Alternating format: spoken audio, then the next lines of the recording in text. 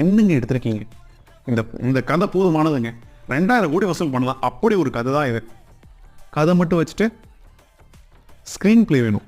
படத்தில் screen play இருந்தால் தான் படத்தோட ஒன்றை நம்ம பார்க்க முடியும். நான் சொன்ன மாதிரி 4-5 சீன்ஸ் ரொம்ப நல்லாயிருக்கு. விஷுவல் ரைட் அவ்வளோ நல்லா இருந்தது 3D எக்ஸ்பீரியன்ஸ். ஆனால் 2.5 மணி நேரம் 5 மணி நேரம் போன மாதிரி ஒரு ஃபீல்.